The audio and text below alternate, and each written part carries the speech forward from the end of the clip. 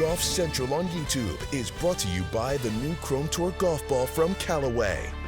Hey there, Jimmy. Well, year after year, the John Deere Classic has represented one of the final opportunities for players to try and qualify for the Open Championship. And again this year, the John Deere Classic is one of those qualifying events for the Open, which means the top two finishers here this week that are not already exempt into the field at the Open Championship at Royal Troon will earn a spot in the field. Now, this morning, I spoke with several players who are trying to earn a spot at the Open Championship, including Neal Shipley. He finished as the low amateur at both the Masters and the U.S. Open, but has since then turned professional and will be trying to earn a spot in the field here this week.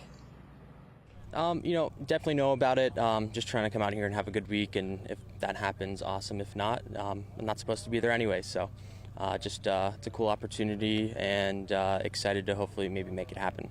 It is for sure. I'd be lying if I said it wasn't. No, I played my first major at the U.S. Open. I'd love to get in another one. I was an alternate for the PGA, so I was there that week as well. Didn't get arrested that week, but it's just kind of is what it is. But totally kidding. No, it's just I'm really trying to up my status and play in as many big events as I can. And obviously, the majors are as big as they get, so trying to get in as many as I can. So.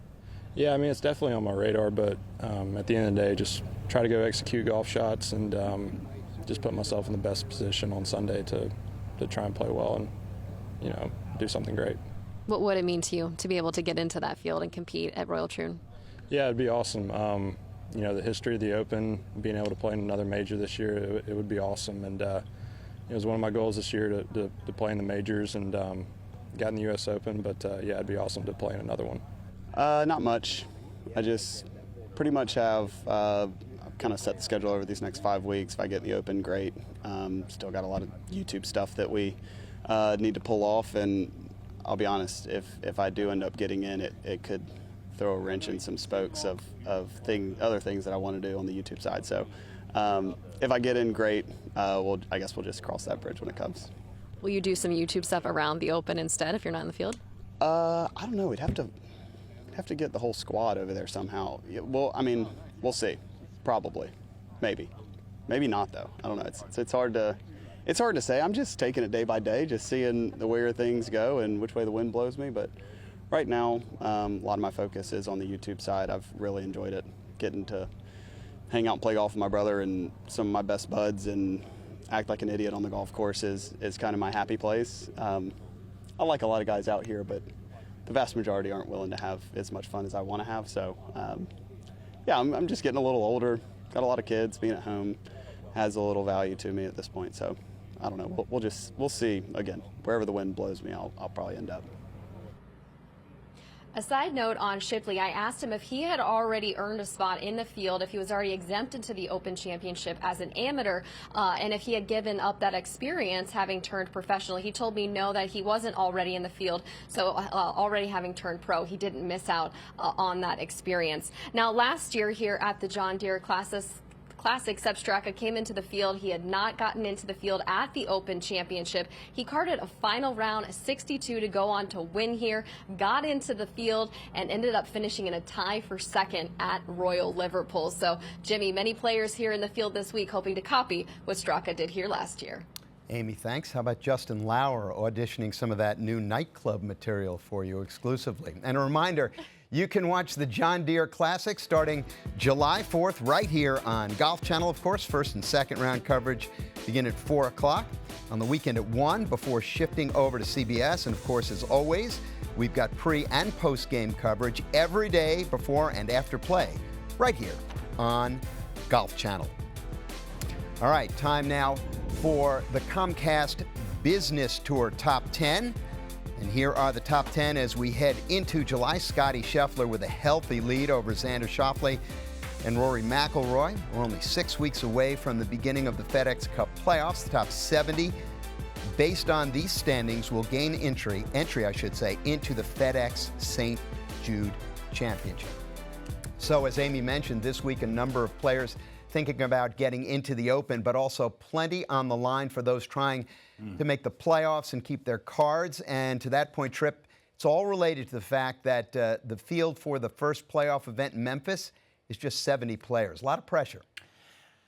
There is, Jimmy, and also the fact that what the Tour has done this year with the signature series model or the signature event model, the Tour was always somewhat bifurcated. They've kind of trifurcated it even further to those that are in the signature events, those that are in that 70 that we talk about. That's great that you have the chance, if you're 70th, to play your way into that top 50, but the players beyond 70, they're playing for their jobs. They have to end up playing in the fall events. But the problem is the chasm that has grown, and good play, if you're not in the signature events, doesn't necessarily get you where you need to be. And there's a couple of examples this year. You go to Bryce Garnett and Chris Goddard, both won. Now, they were additional events.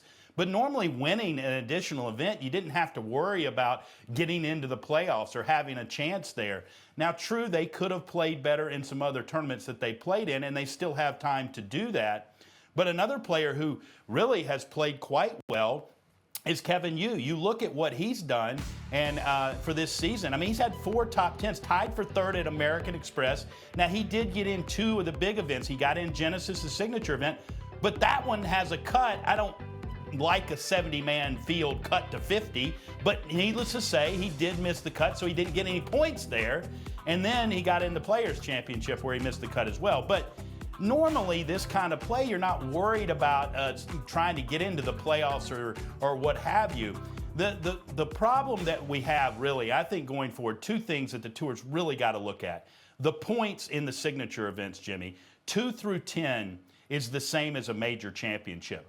That should not stand, because that also dilutes the major championships. They need to stand alone as the best in the game of golf, and to achieve a top 10 there, you should get more points than you should in any other event. But now you can get the same points as you would. So in effect, with adding the 6 signature events, we've got 10 major championships that the guys that were in the top 50 and the guys that get the opportunity to play in them with no cut, they have the ability to really put a chasm between them and other players, and it's a hard treadmill to try to run on if you're not in those events. So I think they need to really look at that. The players need to say the signature events can have more points maybe than a regular event, but not the same as a major championship. And oh, by the way, let's remember, all the major championships have more players in their field than the signature events.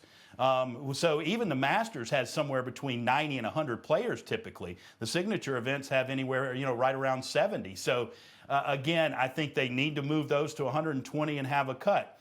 The last thing I will say is I think the Tour needs to take a look from the player director part of this. I don't think when you're a player director, you should be able to vote for your own interest. That's why I think the player directors should be former players that have not that aren't currently playing. Joe Ogilvy's a wonderful addition to the player directors portion of the board, and I think it needs to be more Joe Ogilvy's on that board making the decisions, because then they don't have a vested interest except for the overall best interest of all the players. And therefore, I think those couple of changes need to be looked at hard. Will they, Jimmy? I don't know, but the one thing about golf that is still there is it doesn't know who you are, and if you shoot enough good numbers, you will eventually can break through. It's just the Tour's putting up more barriers for these players to have to get to where they want to be.